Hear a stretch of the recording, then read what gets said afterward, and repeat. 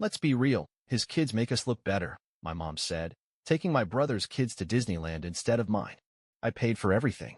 I let them smile for the camera, but when they came back, the magic was gone. Let's be real, his kids make us look better, my mom said, flipping through photos of the Disneyland trip I paid for. She said it so casually, like it was some kind of marketing decision. Like my daughter Tessa wasn't sitting right there beside me, watching every single picture roll past on Grandma's screen without a single one of her in it. They're just more photogenic, she added with a smile, sipping her tea. And they behave better in public. You know how Tessa gets. I looked down at Tessa, still holding the sparkly Minnie Mouse backpack she picked out 6 months ago when we were supposed to go together. Her smile was gone, replaced with that quiet kind of confusion that only kids feel when they know something's wrong but can't figure out why. I thought we were all going, Tessa whispered, her voice barely a breath. I didn't answer, because I thought so too. 3 months ago, my mom called me, said she wanted to do something special for the grandkids. I just gotten my holiday bonus, and when she asked if I could help cover the costs, I said yes. Of course I did. I transferred the money the same night, tickets, hotel, everything. She told me she was going to surprise the kids together. But then, 2 weeks later, she told me there weren't enough rooms. Next time, she promised. I believed her. I even told Tessa it was okay, that we'd go later. That maybe Grandma just needed some time with the other grandkids first. But I didn't know they were going without her until I saw the first photo online. There they were, my brother's kids, Landon and Mia, in front of Sleeping Beauty's castle. My dad in Mickey ears. My mom holding a Cheeto bigger than her face. Caption, Family Magic. I stared at the screen for a full minute before I realized what I was seeing. I thought maybe they'd photoshopped the pictures. Maybe they were just stock images. But no, they really went. Without Tessa. Without me. And I had paid for it all.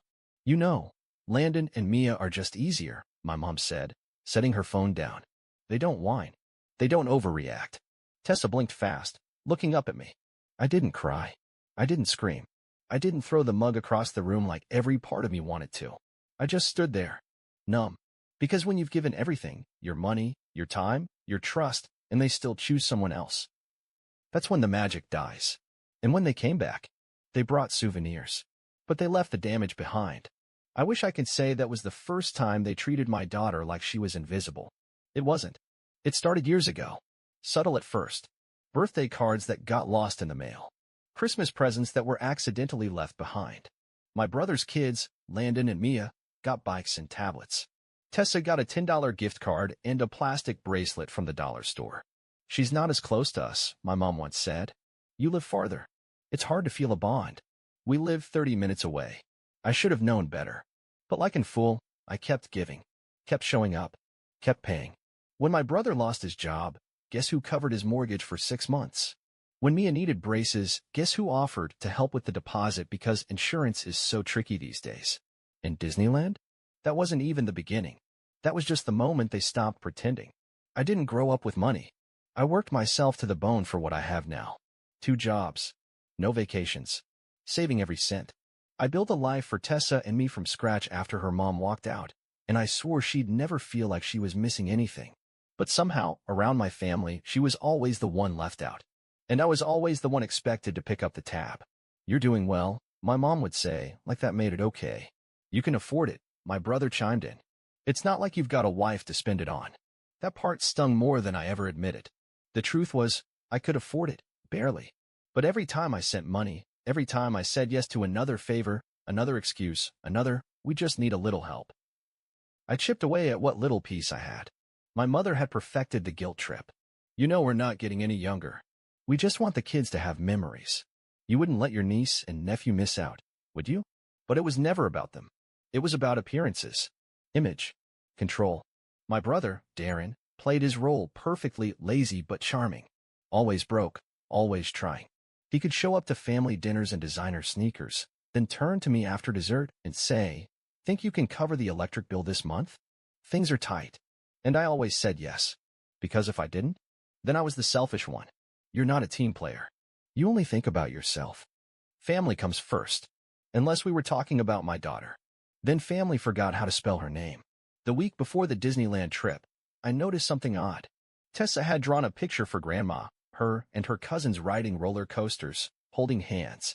She folded it carefully and asked me to mail it. I did. It never made it to the fridge. When I asked my mom about it later, she said, "Oh, that thing? I think I tossed it." I didn't know what it was. She tossed it. Tessa's face didn't move. But that night, I found the same picture, redrawn, taped to her bedroom wall.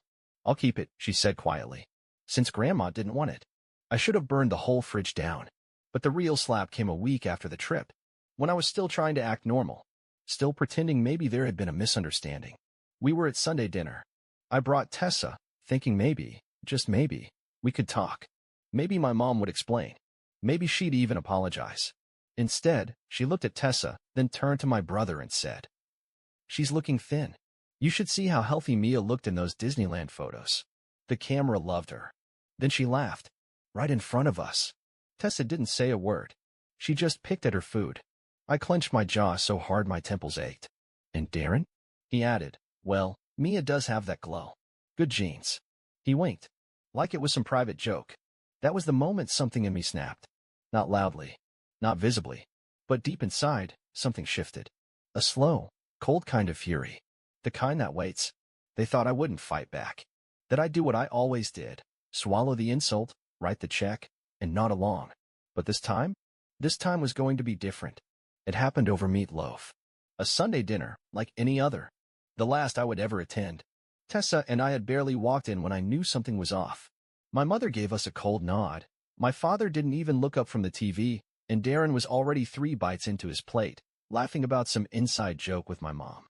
No one greeted Tessa. No one even pulled out a chair for her. I did it myself. We sat. We ate in silence while they talked around us. They didn't ask about school. They didn't ask about me. They didn't ask anything. And then my mother smiled sweetly across the table and said it. "You know, I still can't get over how well Darren's kids handle Disneyland. They just shine in crowds. Tessa gets so overstimulated." I put my fork down, slowly, and looked at her. "What did you just say?" My mom blinked, like I'd broken some unspoken rule. "I'm just saying she's sensitive. Some kids just aren't made for big events." It would have been too much for her anyway. That trip wasn't for everyone. Tessa stared down at her plate. Her knuckles were white around her fork. Darren chuckled. "Well, it's not like she missed much. We had a blast without all that extra noise." That was it. That was the moment. I stood up so fast my chair screeched back and hit the wall. Tessa flinched. My voice was low, but it cut like a blade. "You think this is funny?" Darren raised an eyebrow. "Relax, man. We're just saying." "No, you're not just saying anything. You're laughing at my kid. You're making fun of a child. A child who was promised a trip. A child who's drawing you through in the trash." My mom opened her mouth. "I didn't throw." "Don't lie to me," I snapped. She saw the trash. She saw her own picture crumpled up. "You didn't even have the decency to pretend to care." "Lower your voice," my dad muttered. "No," I said, stepping back from the table. "No more quiet. No more nodding. No more smiling while you gut me in front of my own daughter." "You're overreacting," Darren said, rolling his eyes. "Seriously, it was my kid's trip. You didn't even go." "Oh, I didn't go," I said, laughing, actually laughing this time. "You mean I didn't go on the trip I paid for? The one you took your kids on while mine stayed home with a backpack and a dream?" "Yeah, that one." My mom crossed her arms. "It was our idea. You offered to help, and your niece and nephew needed it more." I turned to her slowly. "They needed it more?" I repeated, stunned. "They're just easier to love," she said, like that made sense. The room went silent. Even Darren's smirk faded. Tessa dropped her fork. I looked down at her. Her eyes were wide, wet, and something inside me exploded. "You know what?" I said, voice shaking from rage. "I'm done. I'm done pretending this is a family. I'm done pretending your favoritism is anything less than abuse. I'm done paying for your smiles and getting spit in return." "You're being dramatic," Darren said. I walked around the table, slowly, until I was standing behind him. "I paid for your mortgage, your vacation, your car battery last winter. You haven't thanked me once." He stood, puffing up his chest. "No one asked you to play the hero. You chose that." "You're right," I said. "And I chose wrong." I turned to my mom. "You always told me family helps family. So where were you when I was raising Tessa alone? When I was skipping meals so she could have school shoes? Where were you?" "We offered," she said, defensive now. "You never accepted. You offered nothing but judgment and silence." My father finally stood. This is ridiculous. We're trying to have a nice meal. You had your meal? I snapped. You had your photo op. You had your fake Disneyland fairy tale. I looked around the table one last time. And now it's over. I took Tessa's hand. We're leaving. Darren laughed under his breath. Oh, please. You'll be back. You always come back. I turned to him. Not this time. I reached into my jacket, pulled out a folder, and dropped it on the table. My mom flinched when it hit. What's that? She asked. Receipts, I said. Every dollar I've ever paid for this family. Every bill I've covered. Every favor I've done. A copy's going to my lawyer on Monday. Just in case you ever come looking again. Darren stepped forward. You're threatening us now. No, I said. I'm protecting my daughter. I looked at my mother one last time. And if you ever tell her she's not enough again. I leaned in, low, close enough for her to hear my breath. I won't let you hurt her again. Ever. And then I walked out. With my daughter. With my pride. With nothing left to give. And no intention of ever coming back. The silence that followed was almost louder than the shouting. For 2 whole days, my phone stayed dead quiet. No calls. No texts. No guilt-tripping voicemails. Just silence. And honestly, it felt like air after drowning. I took Tessa out for ice cream that night. We sat on a bench in the park, the early spring wind tugging at her ponytail as she carefully picked the sprinkles off her cone one by one. Are we ever going back? She asked. I looked at her. The freckles across her nose. The little scar on her chin from falling off her scooter. The strongest heart I'd ever known. Sitting there, asking if she had to be around people who made her feel like she was second best. No, I said. We're not. And I meant it. For the first time in my life, I didn't care what it would cost me. Of course, they couldn't stay quiet for long. By day 3, the flood began. First it was my dad. A text, short and cold. We need to talk. Come to dinner. I didn't answer. Then came the call from my mom. Her voice? All fake sugar, with a rotten center. You overreacted. That dinner was supposed to bring us closer. You embarrassed everyone. I hung up. She called again. And again. By the 5th time, she left a voicemail, her tone suddenly wounded. I didn't mean what I said about Tessa. I was just tired. You know how I get when I'm tired. But you, walking out like that?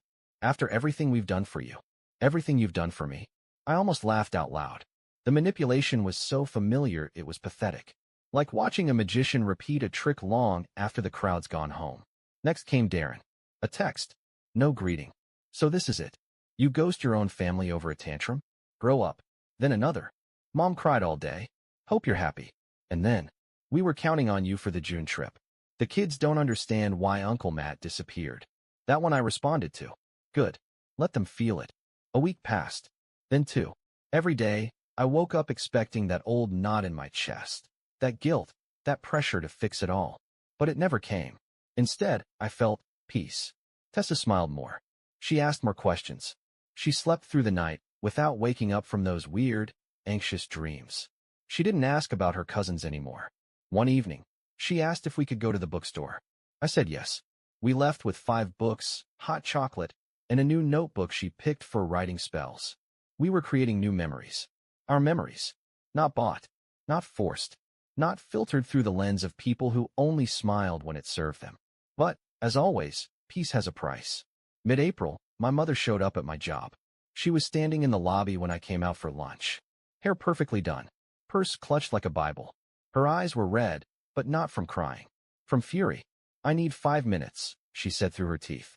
No, I replied, stepping around her. She grabbed my arm. I stopped. Do you understand what you're doing to this family? She hissed. You're tearing everything apart. Over what? A trip to Disneyland. I turned to her slowly. No, I said. Over a lifetime of being treated like a wallet with legs. Over you making my child feel invisible. Over being told, to my face, that your precious golden boy's kids look better than mine. People were starting to stare. My mom's voice dropped to a dangerous whisper. You're making a scene. I leaned in. You haven't even seen a scene. But keep pushing, and I'll give you one that'll make Christmas dinner look like a prayer circle. She pulled back like I'd slapped her. I raised you better than this, she said quietly. No, I said. You didn't raise me at all. You raised Aaron. I survived. And with that, I walked away. A few days later, I got an email. From a joint account, my parents and Darren. Subject line, family discussion. Inside was a PDF. A spreadsheet. They actually itemized every expense I'd helped with. Called it Joint Support Contributions. At the bottom, a note. We believe it's time to recalibrate expectations. We propose a monthly structure of assistance, so everyone is clear moving forward. I stared at the screen for a full 5 minutes, stunned. They weren't apologizing. They were trying to invoice me, like I was a customer. Or worse, an employee behind on performance. I replied with a single line. My only contribution now is distance. Invoice that. And I blocked every number, every email, every notification I could. 1 week later, I woke up to an envelope in my mailbox. No name, just my address. Inside, photos, prints, of the Disneyland trip. One of Darren and his kids holding Mickey-shaped balloons. One of my mother with her arms around Mia. One of the entire family, my family, standing in front of the castle, with a blank space right where Tessa and I would have been. On the back, in my mom's handwriting, one line. This could have been us. I took a lighter from the drawer, walked outside, and burned every single one. Tessa watched from the window, and I swear to God, she smiled. A month later, I got the last message. It came from my brother's wife, Natalie, the one who never spoke, never caused trouble, never looked me in the eye unless she had to. It was a picture of Mia and Landon, standing in front of a cake. Homemade. Sloppy frosting. No decorations. The caption just said, "It's not the same without you." I stared at it for a moment, then deleted it. They finally felt it. The hole I left, the weight I carried for them for years, had finally landed in their hands. And it was heavy. Funny thing about silence, it's addictive once you taste it. No forced dinners. No cold glances across the table.